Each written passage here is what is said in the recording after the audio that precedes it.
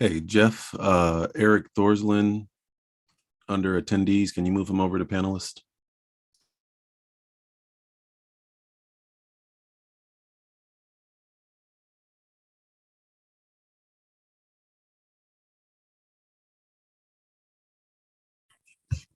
Thanks, guys.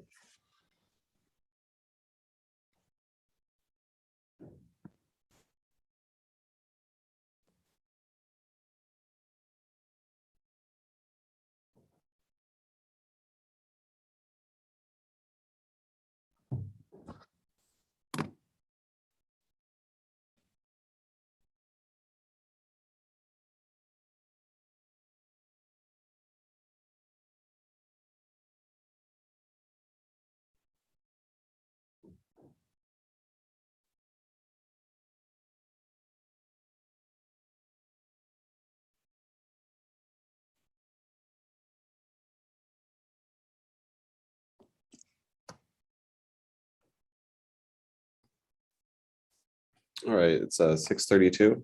So I'm going to call this meeting to order of the Champaign County Board Broadband Task Force. Clerk, could you please call the roll? Okay, before I call the roll, has Eric been added to this committee or is he sitting in as a county board member? So Eric is a member of the committee. It was in the resolution that we passed. Okay, the list I got didn't have his name on it, so I will add him and make sure he gets added to the committee list. Thank you, Mary. You're welcome. Okay, Carter. Here. Neil. Present. Pasalacqua. Here. Patterson. Here. Paul. Smeltzer. Here. Yukon. Here. Thorsland. Here.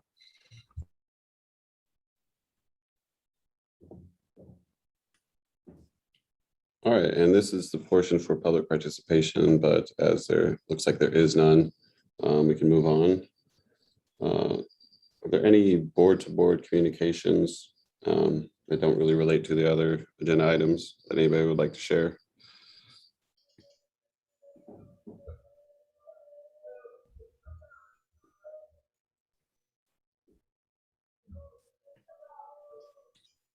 All right, on to the new business. As this is our first meeting, the first item of business is to select a chair and a vice chair. And the process in which the county board uses to select the board chair and the board vice chair is for somebody to make a nomination for a member. Somebody can nominate themselves. You don't need a second. And then then other people could nominate somebody. And then once there's no more nominations, we'd close the floor, give each person the opportunity to speak if they would like so, and then do a roll call vote, which would be instead of voting yes or no, you'd be voting for an individual. Brad? I would move that, Brad, you can take the chair spot and Samantha Carter take the vice chair spot.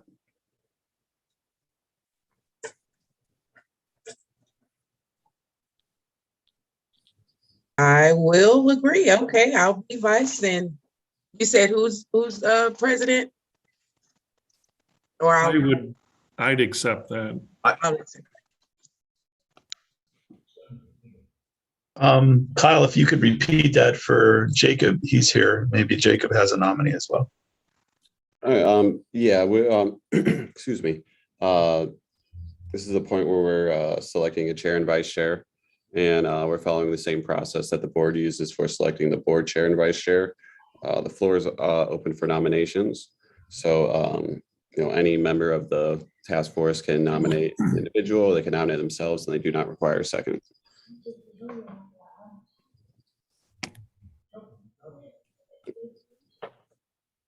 All right, if nobody else has any nominations, close the floor and then we take a vote. I guess we're kind of doing these in omnibus and it's unopposed. So I think we still kind of formally need to go through the roll call though.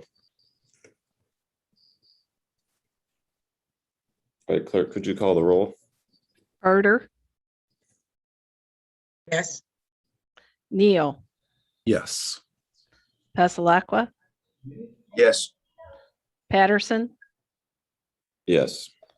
Paul. He's muted.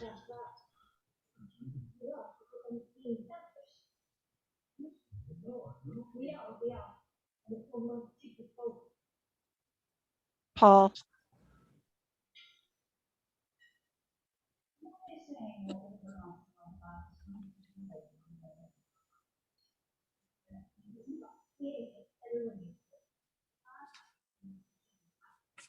Jacob, can we have your vote on this?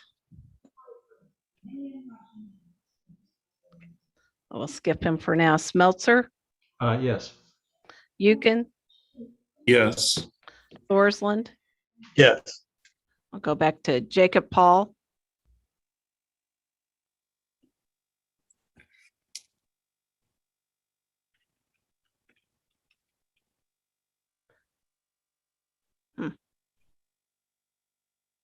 demonstrating the need for good broadband in the county.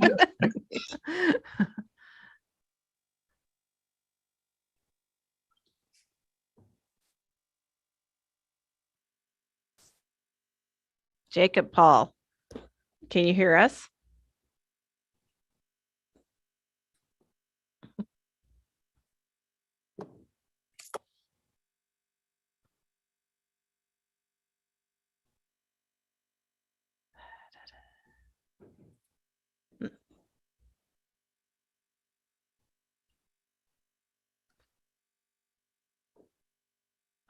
Jacob? Okay, what do you want to do, Kyle? Move on, or see if we can wait a little while? Yeah, I think we should just probably move on.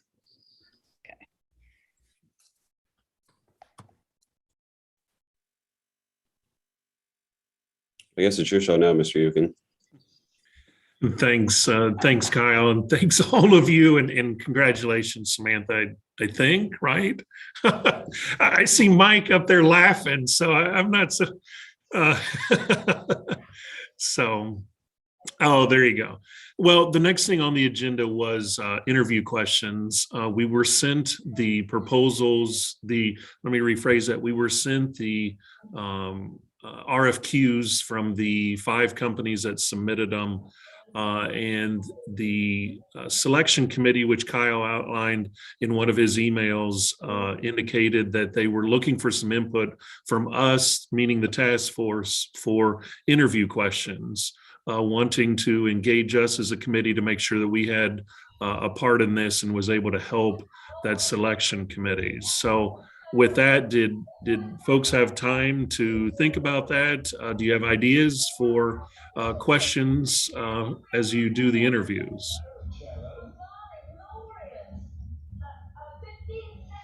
Eric, you might have some questions. Yeah, thank you, Brad. I don't know if you want hands raised or just waving arms or flapping lips. Either one works. I have a couple. Reading through the proposals that we received, there was a few that had very nicely laid out timelines of tasks. One even had something beyond a blanket quote, but actually broke down items by cost. So I think one of the questions should be sort of a two-phase question. One for the people who didn't give us a timeline or gave us just a blanket cost, or there was several that gave us no real information. Comcast, which was somehow oddly labeled the city of Waukegan on the PDF. But if you were a company that did not provide us with a timeline of tasks or an estimate of cost beyond a total cost, could you explain why? They have some explanation in their things, but I'd like to hear it from them. And then for the people who did, what's your confidence level in these timelines, and what makes you think that you have a good grasp on how long these things take? And I'd like to hear those answers. Okay.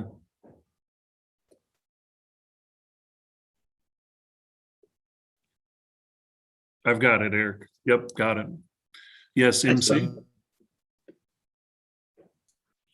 Yeah, I had 2 questions. Actually, as I was going through the proposals, one of the first questions that popped in my head, I did see that one of the firms included that information, but the rest didn't. And that's how many of these types of studies have you done before? I can't remember which one it is, which one did, but there was one that put in how many studies they had done, and the others at best may have said something along the lines of how many municipalities or agencies they've worked with before in the past, but I'm not sure what they mean by worked with versus if they've actually done this study that we're looking for. So if it's a firm that did not include that information, how many of these types of studies have you done before? And depending on when we conduct these interviews, I know Comcast is one of the first ones that whose proposal we received just want to confirm the timeline that they gave. So we can just ask them what's their current lead time So if we hand it over and execute a contract to them today, how soon? What will be the proposed start date? When could we do the project kickoff? Things along those lines. Okay, I got it. Brad, let me hold you a second on that. And this is, maybe I should have asked this question first of Kyle, more as an information for all of us. What is the county's timeline? So this isn't any of the proposals. What's the county's timeline for doing interviews and then eventual approval by the county board? And Brad, I'll come back to you with your question. Yeah, if you give me just a second, I just filled out a poll the other day for admin services for availabilities for meetings. MC, do you know what the dates were we were looking at for the meetings? I am searching for that now. Yeah, I think it's gonna be pretty soon though. Okay.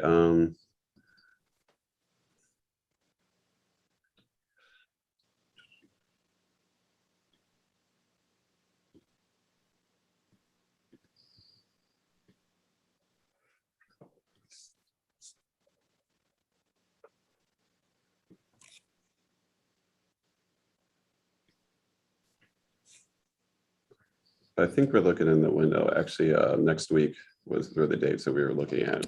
Yep. Yeah, I got next Wednesday and next Thursday.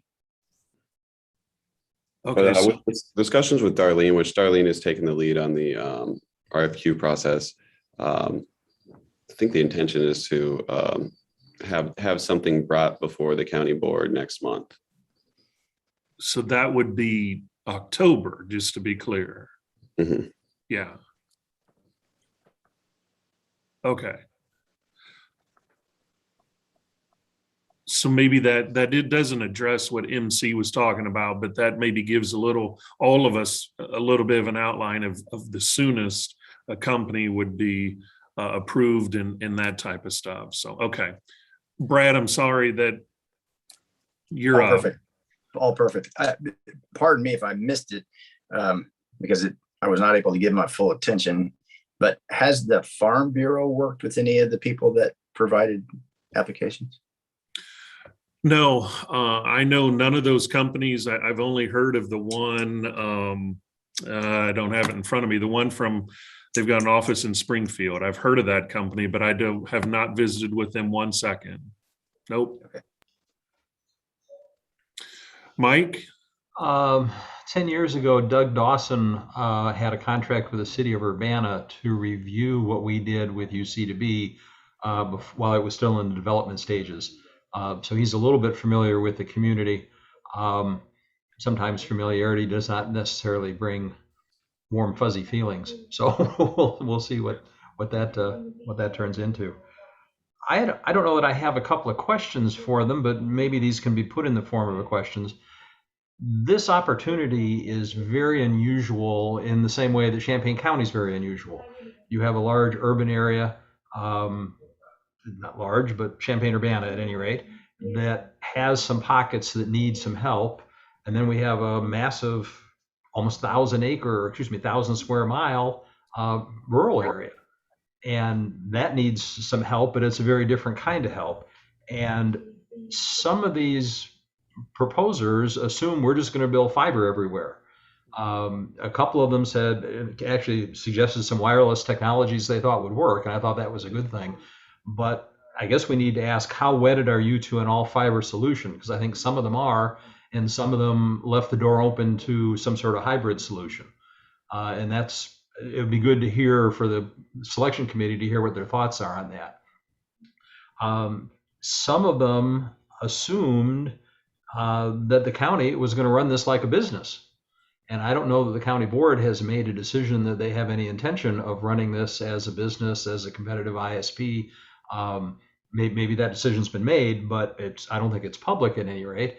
And I've heard some feedback that that's not what the county wants to do, that the county may want to own these assets that get paid for with this funding, but would really prefer to have private enterprise operate them. And provide the services over them, which I think that's a good solution. But some of the planning and some of the proposers here are just assuming the county's going to do this, and they're going to help us figure out how to do it and run an open access network that we can run, and all the providers can then come to us for their connectivity. And I don't know that the county's made that commitment yet. So a couple of the proposals, Magellan in particular, seem to be, we're going to come in and see what you need, what you got, and come back to you with what we think might work, which I thought was a reasonable way to do it, but we're not getting into specifics at any rate. But how wedded they are to an all fiber solution, have they ever worked with a county that looks like Champaign County? There's some counties that are totally rural, and a couple of them had some counties as customers in the past, but counties are a very small percentage of any of these firms' businesses. It's mostly municipality. And the fact that one said City of Waukegan, I know how that happened indirectly, but they're used to working with cities that have a very defined boundary and a linear power structure. And I think our county is a little more diverse when it comes to how the power is allocated. So I guess those are my reactions to reading all of them. I didn't go back and reread the Comcast one because I don't really think they're in that position to do that. But the other ones, Magellan is a well-known national company. Doug Dawson is well-known and respected by many. I helped the city of Waukegan choose their their provider recently, and the proposal that we got in Champaign County read a lot like the proposal they got in Waukegan, and basically said, if you need help working with poor people or working with low-income families or people that don't have internet access, we're not the one you want to pick. We don't have any expertise in that, and we're not sure there's any good ways of doing that. Well, that's kind of given up before we ever get started. We know that has to happen, and it would be nice to have a consultant that may have some creative ideas or at least think it's possible going into this project. So at any rate, I'll stop talking. Okay. Eric? Brad was up before me, unless that's an old hand. Mine's real quick. My comment would be that if somebody's going to propose all fiber in Champaign County, are they going to also propose that they do the legwork to get all those easements? That's a good question because there will be a lot of easements to get. I'll just put it that way. I'll make a note of that, of how they would envision themselves in the role of securing easements if they're talking fiber. So, okay, got it. Eric? That's a good question, Brad. Brad, that can be put in the form of a question. Will you handle easements should that be necessary, I guess. My question kind of bounces off of Mike's statement. There was a couple in there that spoke of direct experience with a county system. There was a hybrid system, fiber connected wireless in the rural area and fiber to most places around. And I think the question would be, because we are a big county with a large rural area and also underserved metropolitan areas, what is your experience with a hybrid system that is municipal fiber and then dedicated wireless in the rural area? Because I have a feeling, maybe Mike agrees with this, that this is the kind of system we're going to wind up with. Some very durable, dedicated wireless in the rural areas and fiber to the towns and through the cities. And I want a company that's done that. And I'm going to agree with Mike. I think I read through all of them, and the most notes I took was from Magellan. And the least notes I took was from Comcast. But I want to hear the answer to that question. Have they done a hybrid system? Have they done a county? And those that said they have, do they have any follow-up on the outcome? Has it withstood these storms? Has it withstood the test of time, if there's that much time on any of them? Okay, got it. Anything else, Eric? Oh, I think that's enough. I'll lower my hand now. Samantha, you're up. Sorry, just for clarification purposes. So the easement, that's getting permission from the property owners to install the fiber optics, right? Is that what the Yeah. easement is? Okay. And then, I think they had mentioned before, the hybrid system, which I think because of the uniqueness of Champaign County having that, a large rural area, that would it be unusual if we had a little bit of both?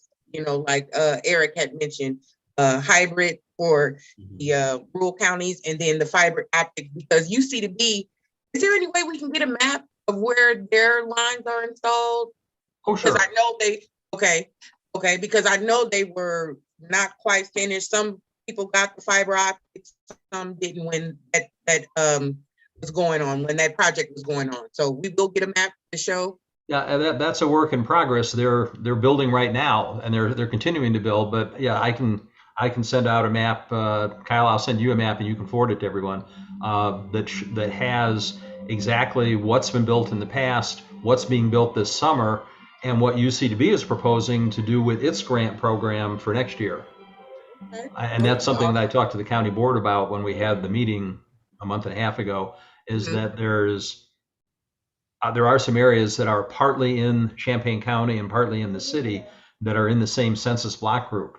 And I was hopeful that the board would help fund some better broadband for those areas, and that the city would help fund as well, or the city, some of them are Urbana, some are Champaign. So yes, there are some plans for that. And then our friends at the Housing Authority had some very specific needs that I think wireless is absolutely the best solution for, but it needs some strong technical help to get it over the hump, as well as some money, make that work. It wouldn't be that unusual to have a hybrid system. It would be, I think it's, at the end of the day, it's probably all we can afford. You know, if we took the entire 40 million that the county has available in ARPA funds and spent it on this, you might be able to get fiber everywhere, but you'd probably be maybe 10 million short, or maybe 20 million short. And that's not going to work, because if you start leaving people out, your political support and the moral support and everything's just going to drop off the table. So if you come up with something for everybody, for every corner of the county, it may not be the exact same thing in every corner of the county, but as long as we don't skimp too much and get a good wireless solution that at least works so that people can work from home, attend classes from home, stream a movie now and then from home, that'll help. It won't be gigabit the first year, but if you get the towers built, you get the fiber laid, in the next natural upgrade in 5 to 7 years, the wireless technology will have improved, and maybe it becomes 500 megs in 7 years, and it becomes a gig in 14 years. If you have that kind of planning, we don't know that the technologies keep getting faster and better on wireless, but fiber is still going to be expensive. UC2B made a conscious decision, and it's a decision that I was involved in, and I sometimes, wonder if we made the right decision to only build fiber. And that meant that we didn't cover as many areas as we might have been able to cover given the amount of money we had. We might have been able to do a little bit more had we gone wireless some places, but I didn't want to be on the end of that discussion and said, oh yeah, we're going to give the low income areas wireless and we'll give the more wealthier areas fiber to the home. I didn't think that was going to fly morally or in any politically or any other way. And I think, we're going to have the same problem here, that we need to come up with a solution that is acceptable across the county in a variety of different areas and with different needs. Putting fiber to the farm doesn't help that guy out in his tractor, because it got you close, but he needs something to get from where that fiber is out to his tractor. Now, maybe that's his responsibility to do that, or her responsibility to do that. We have female farmers. But if the system we built would also covered all those farm fields, that would be a big plus. That's one less thing a farmer has to worry about. One of these companies is basically a cell. I think their basic background is siting cellular towers and putting up and so forth. And that's good, but you're getting tied into cell service, which is expensive. And their quote was also like 4 times as much as anybody else's. So that kind of fell off my radar right off the bat. That I think there are some reasonable quotes there, and one for 276,000 didn't seem to quite be in the same category, and they didn't jump out as being worth 4 times as much. Well, let me, I see two more hands up, MC and Brad. Before you two, just so we're all in clear, and while I'm not an attorney on this, when we talk about easements, and I think when the county board had one of their study sessions, one of the gentlemen, I believe it was from CCG here in town, talked about, and several of them talked about, let's be honest, several of them talked about the challenges with easements. So typically, not always, but on a rural country road, that is not a county road, that is not a state road, or a federal highway, the farmer or the landowner next to that owns to the middle of the road. And so when you want to put a fiber in, and that's completely different than in town, of course, when you want to put a fiber in, you can't just put it in the road ditch because the farmer owns that. You still have to get permission. And we run into that a lot of times. Individual members will call me and say, hey, so-and-so wants to do something, and they're here doing it, and they think they have authority to do it because it's part of the road. It's not. In a lot of cases, in most cases, on the rural country roads, farmers own to the middle of the road, and they have only granted like a transportation easement to the road district. And so that's where they claim there is their problems. And that is where the problems lie, because you then have to deal with a lot of landowners to get that done. So And anyhow, MC, we'll go back to you. I think Brad might have had his hand up first. I don't want to jump in. No, all right. Just wanted to touch quickly on what Mike was stating about funding and potentially exhausting all of ARPA if we wanted to build out fiber everywhere. It's my understanding, and correct me if I'm wrong, but the hope is to supplement these ARPA funds with grant opportunities. So even if the funds we have available in ARPA aren't sufficient for some of these options, potentially we can go the route of getting some grants. I was looking through the state. I know they have a slew of them. I think one was called Connect Illinois or something along those lines. And that was up to 5 or 10 million that they were given through that grant. And I know there's some other opportunities there. That said, I do agree that hybrid probably is going to be the route we want to go. But, you know, I'm not an expert on rural internet deployment. So I'll wait to see what we get back from the feasibility study. But just wanted to put that on everyone's mind that we potentially have additional millions or tens of millions of dollars that we'd be able to get through some grants that offer matching funds. Brad? So my vision, just because of what I've been dealing with out here in a rural area, fighting to get good internet service, which I don't have, was more like that study was going to come back with a last mile fiber suggestion. So if you take a town like Ibsdale, you shoot wireless to a tower that would be built there, and then you fiber the town. But I didn't put it together until Mike mentioned it. That doesn't get to the tractor. If it was wireless to every customer, we'd be talking about more hardware, more install. Is that correct? At every residence, at every point of use? I mean, pardon my ignorance, but isn't last mile fiber probably more what the study's going to come up with? A tower to the middle of a small area, and then fiber out to the residences in that more densely populated area.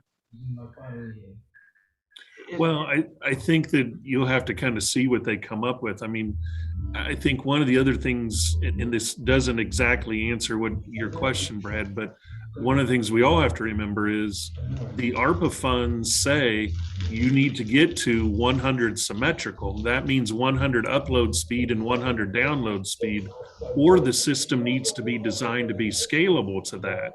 That's not us. I haven't seen that anywhere here. That is, there's the catch. That is part of the requirement for these funds. That's not any of us. That's not Kyle as the county board chair made that up, or I see Darlene as the executive didn't make that up. The federal government put that in as a guideline. It needs to be 100 upload, 100 download, or scalable to that. And you have to prove that it's scalable. You can't say, oh, well, we're pretty sure it'll get there. Nope, you have to prove that it can get there. And so that's a high hurdle. I want to be very clear. I think that's a very high hurdle for this when we talk wireless. I'm not saying it's impossible, but wireless is going to have a high hurdle to get to 100 upload and 100 download.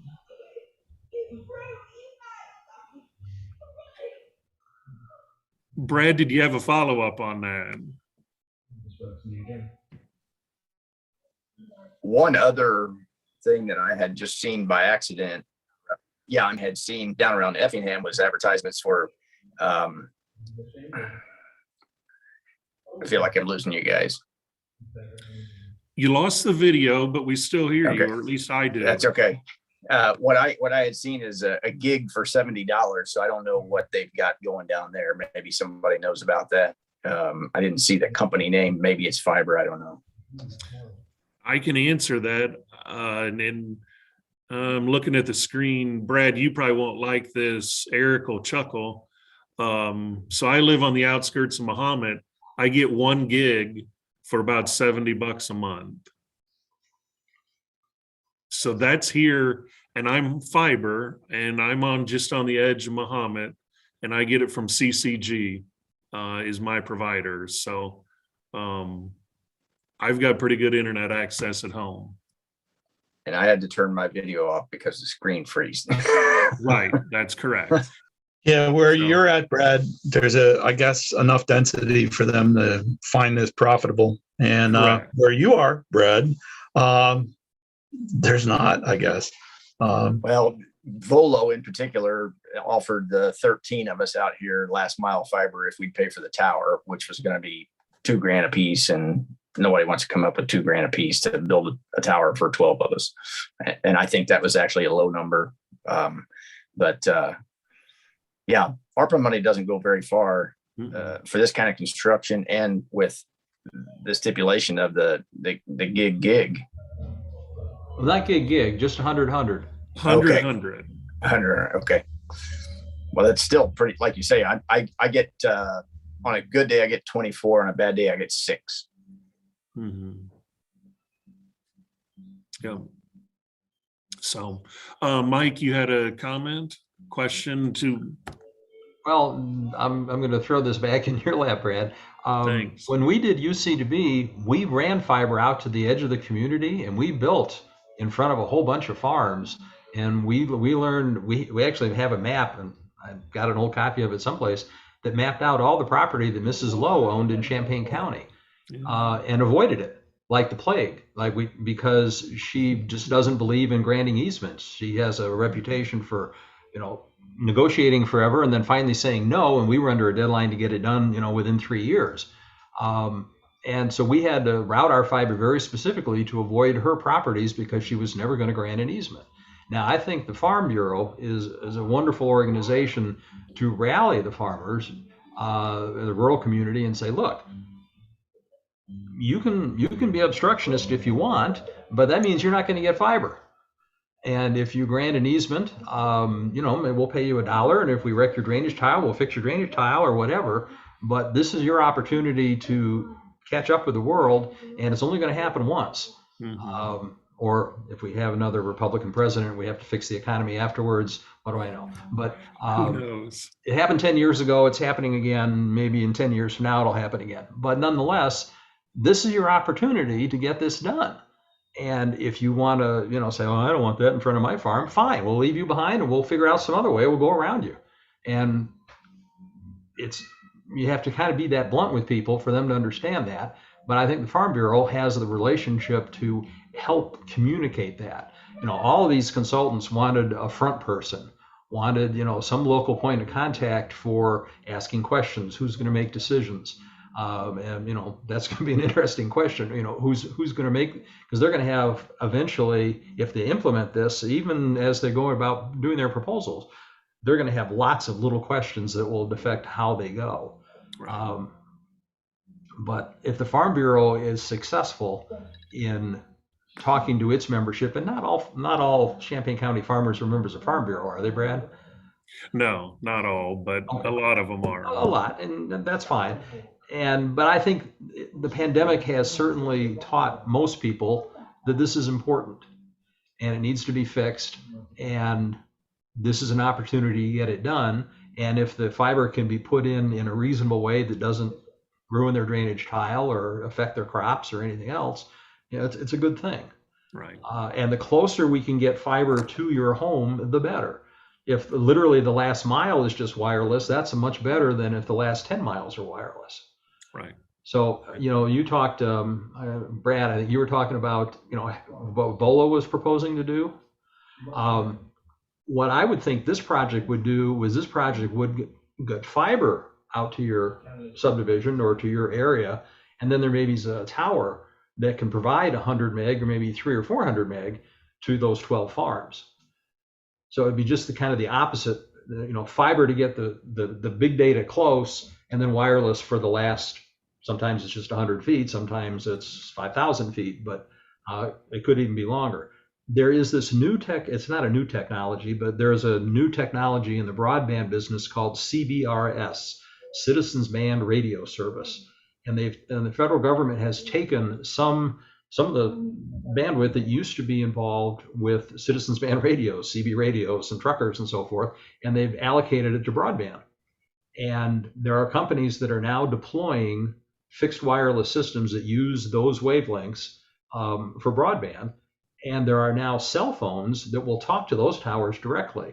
And it could be that CBRS is the cure for how do you get wireless to the farm, but also to the farmer out in his combine.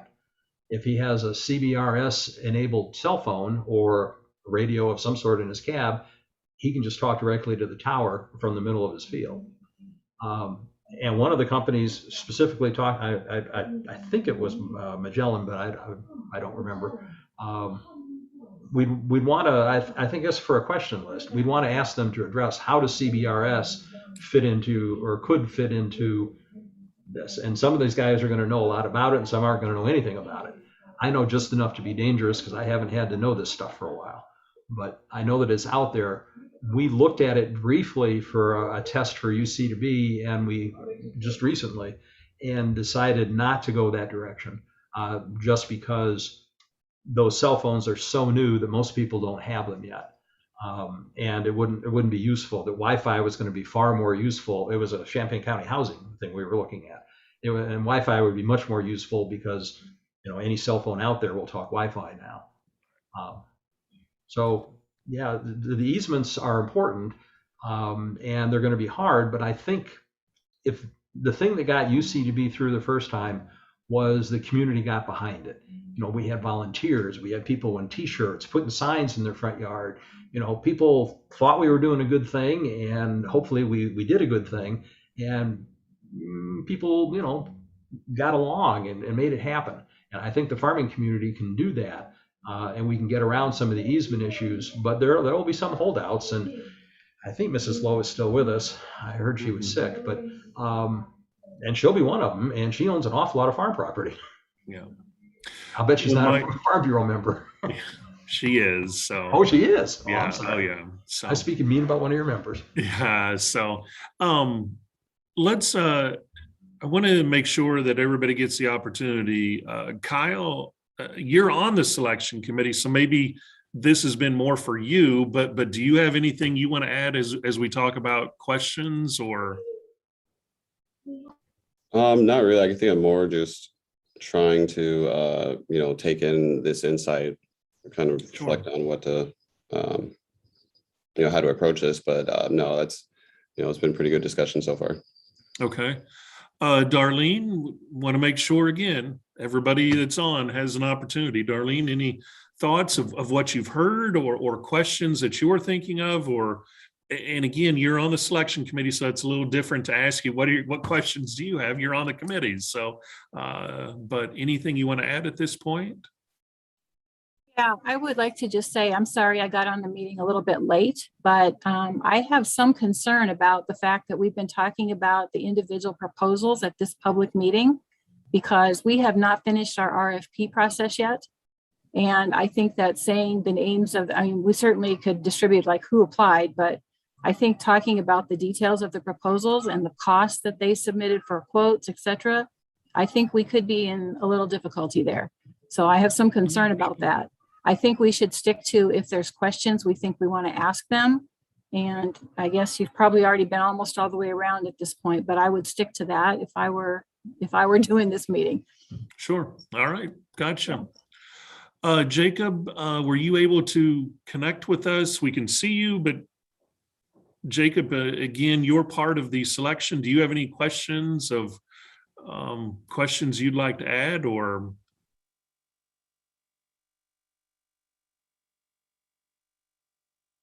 So Jacob is unmuted, but we can't hear, so.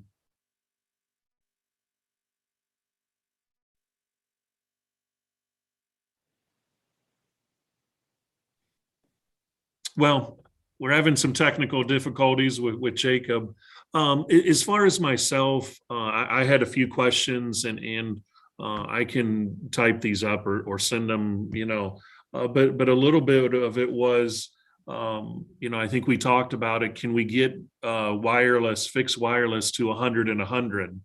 Or I think that's a legitimate question to ask any of the companies.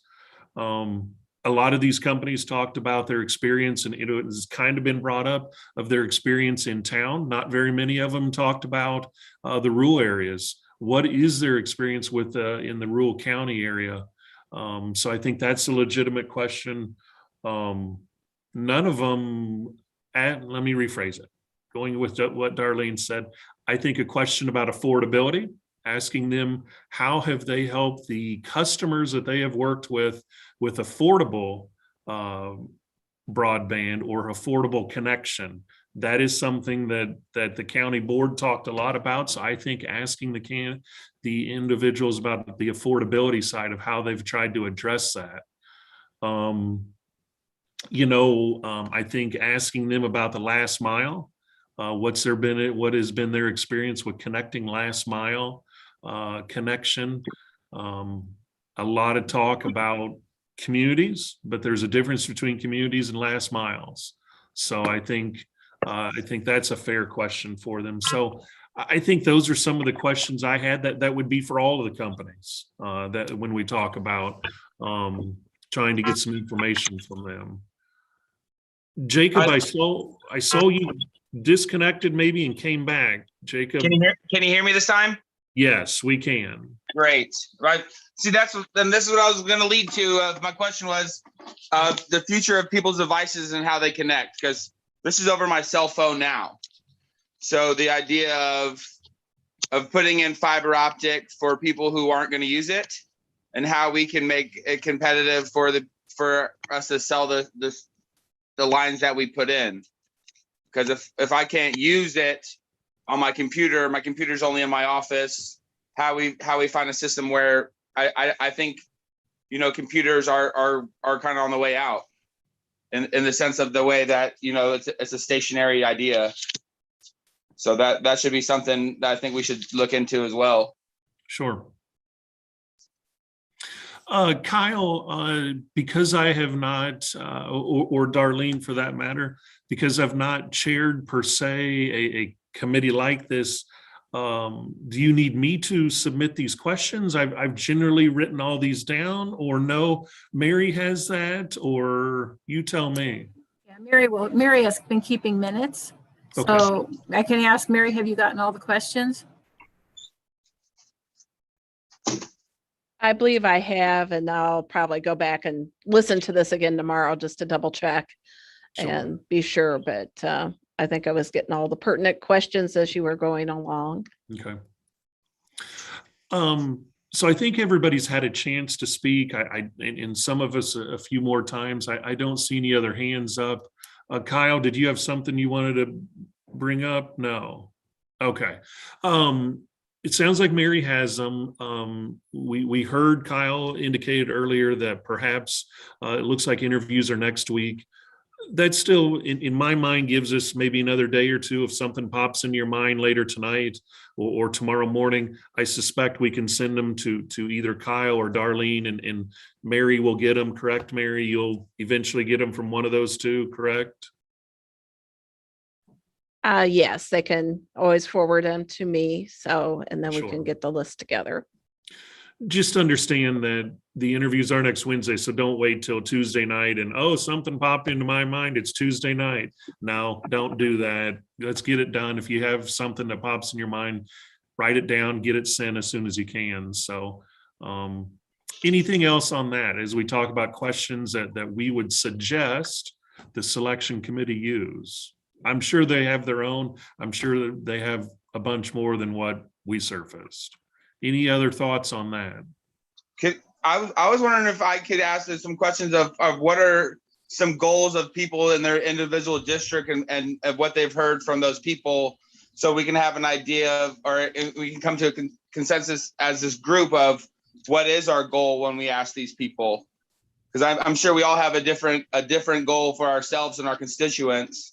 But before we ask interview questions, what's the goal of us together to make this thing work right, where everybody's got to have for their group type of thing. You know what I mean?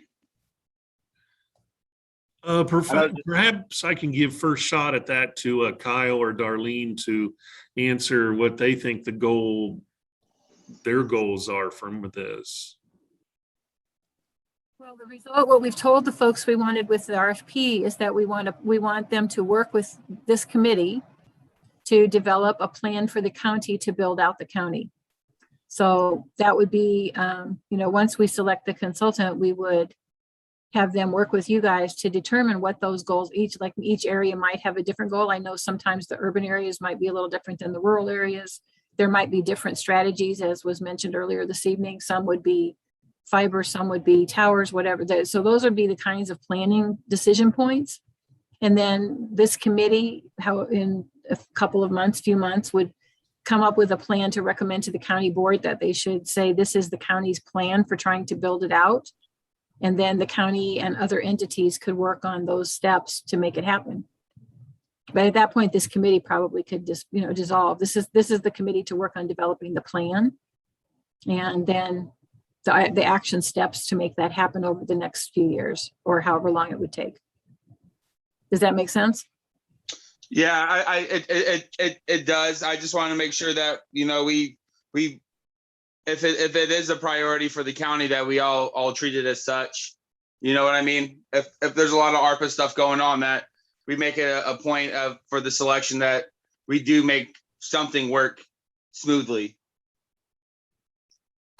So, Samantha, give me just a minute. Kyle, I said if you wanted to chime in on that as well. Yeah, as far as I think Jacob's question was in the context of like my specific constituency, my district. Me and Eric are actually in the same district. Where we represent is a good chunk of campus, and then really it's kind of at the center of Champaign-Urbana. So I'm not aware of connectivity issues in that area. I think maybe some of the more periphery districts on more of the periphery of town, or particularly the rural districts. So, my goal in this is just to, ultimately I would love if, everywhere in the county was connected. And I think that, it would be a good achievement of Champaign County to, strive for that goal and try to, achieve countywide connection. Okay. Samantha, you had your hand up, so you're up. I just wanted to mention the community was so happy when UC2B came because of the affordability. So I know definitely that is definitely a top priority for constituents. Also, I wanted to mention, I know MC said that we could apply for different grants to assist us with the cost, but is there like a price range we should be looking at? Like, what is the estimated cost of a project like this? Would you say 10, 20, 30 million? I know, I forgot his name. Mr. Mike, was that right? Mr. Mike? He had mentioned that maybe we would need more than 40 million. So I'm just looking at like, what is a price range we should be looking to stay within, even just to get us started? I think that I think is I don't want to speak for Mike, but I think he'll shake his head yes. I mean, it kind of, this is why I think we're looking at the consultant side of things, and they're going to come up with a plan to kind of present this is how it could be accomplished. It may come back, you're absolutely right, it may come back at 40 million, it may come back at 80 million. And I know Mike has looked at some numbers like that. But I think that's the goal in my mind is to have that consultant say, hey, this is what we think it's going to cost. And yes, there are dollars out there. The federal government and the state government have millions of dollars available for matching funds. And so I think that's where we're heading to, is try to figure out how much it is going to cost. And hopefully that's what these consultants will get us to. Mike shaking his head yes. Okay. All right. Jacob, there's sort of the answer that I'm hearing. Eric, I see you popped your hand up, so you're up, Eric. Yeah, you just said something that should be a question, and that is that they touched on it in their proposals, but what is your most recent experience with finding matching grant funds, and how did you connect those to these cities? How did you help the cities connect with these funds? Give an example, because I want to hear that, because there is, everyone knows there's a ton of money out there on the table. And I want a company that comes in that knows where all those tables are and helps us match what we have and makes it worth it. I remember, Mike, you said a real fiber hard system all around the county was like $80 million. And Kyle, just for your information, I'm like 6 blocks away from you. I've been in this house 6 years, and I just got told I have fiber. I come in old school through the phone line with a crappy modem that was sitting in the house when I moved here 7 years ago. So that you see me at all is sometimes amazing. Well, we're glad we see you, Eric. We're glad. That's so anyhow, I think the other thing that we have to keep in mind a little bit too is, it's my understanding, this is where perhaps Darlene or Kathy Larson can correct me, but the ARPA funds, you cannot use those to match other federal dollars. You can use them to match state dollars, but not other federal dollars. So that complicates this a little bit as well. So anyhow, all right.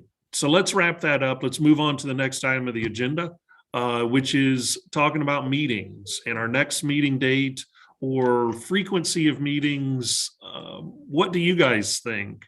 I'll open it up. What are your thoughts? Do we wait until the consultant has been interviewed and hired, which would be October, towards the end of October for that matter? Is there something that we should be looking at in the meantime? I'm sure we can have further discussions on different topics. What's your pleasure?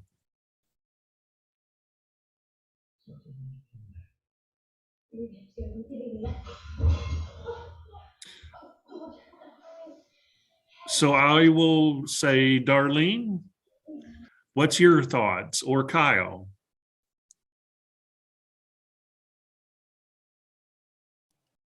Well, if you guys have things to do, I'm certainly fine to meet and talk about those if there's things you can do before the consultant is hired. I expect that we will have somebody hired by the end of the month.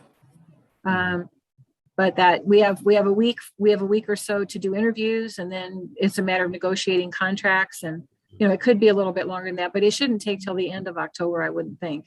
But they will want to meet with you probably fairly early on, just to they want to know what each of you are bringing to the projects. I'm picturing this, that probably they will not spend a lot of time with you, hopefully meeting, but that if they need something, they can call whichever one of you might have the resources or the information they're looking for. And then they would meet with you just a few times. Because otherwise they'll spend all their time and their money on meeting. Yes, I think some of the companies had various approaches of working with us, but several of them did outline how they would work with the task force. So, Yeah. sure. So I'm thinking that probably, certainly by the end of October, you should be able to meet with them. Okay. I have a timeline question before we start meetings. We're going to do the interviews next week of these companies. And then should we meet to discuss the results of the interview and when and who is making the decision of the company that's picked?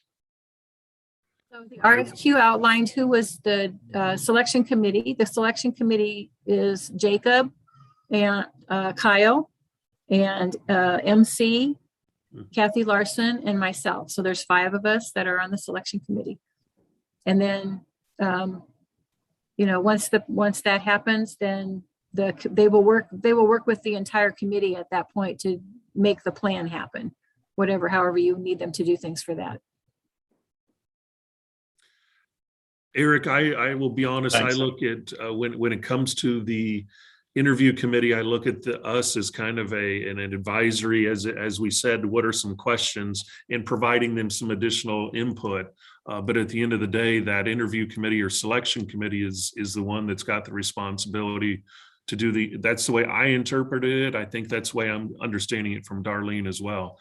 Maybe Kyle, who has his hand up, maybe he has a different viewpoint on that, but. I guess just a process question for Darlene. Does the selecting the firm, is that not going to require full board approval? No, it doesn't. Okay. All right. So yeah, I guess I misunderstood. I thought that was something that the board would pick. So yeah, that definitely changes the timeline a lot.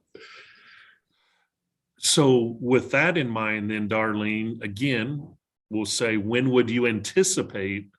You said the end of the month, which next week is what I'm looking at a calendar here.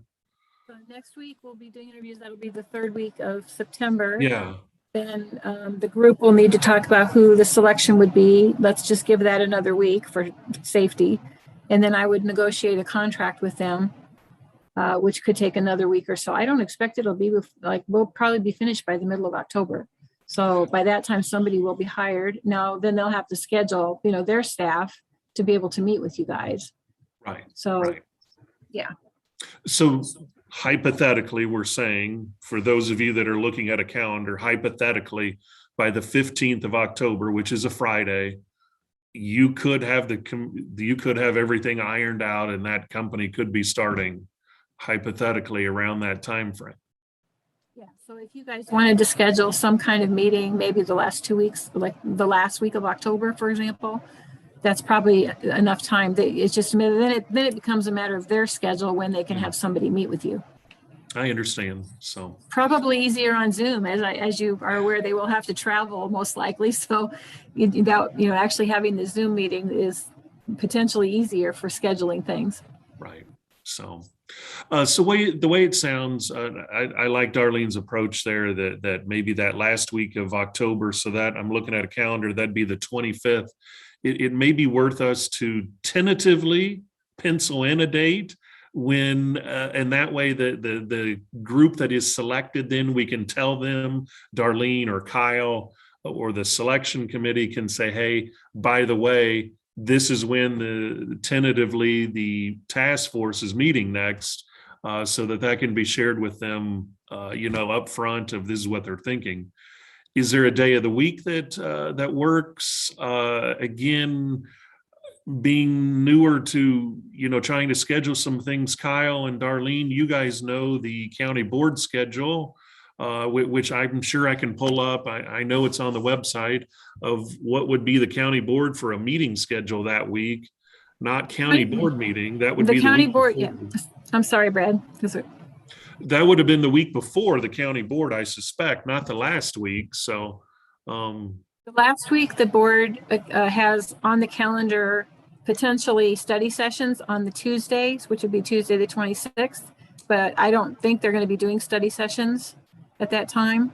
Kyle, do you know if there's anything scheduled? I don't think you guys are planning on doing any more listening sessions. I hope not. We've had a lot of study sessions. So But no, I don't anticipate there's anything else we would. potentially this night could be used for that if you wanted to. So the majority of you, including Darlene and MC, are all associated with the county and the county board. So really that I'm looking then at Mike. So that leaves the two of us. Would the 26th work? If that's, Mike is giving me a thumbs up. Would you like to tentatively schedule that? Kyle, you would have to take the heat though. If somebody says we want to have a study session, you would have to be the one to defend us and say, no, this group's got that. I feel pretty confident.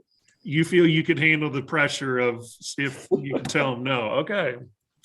Well, let's tentatively say the 26th of October, 6:30. And as of where we're at today, we'll say via Zoom. Sound like a plan?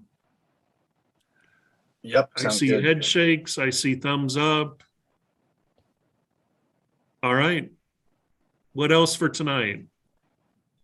The only other thing I would mention is we'll plan on Zoom at this point, but at some point I'll have to stop calling meetings on Zoom again, Yeah. just to let you know. I don't know whenever that happens. So No, I understand. Yeah. That's where it goes. So, all right, everybody. First and foremost, thank you for agreeing to serve on this committee. Those of you on the county board and Darlene and MC, you guys have a ton of meetings already. Mike, thank you for bringing your expertise to the committee as well. I really appreciate all of you being willing to serve. Thanks for the comments.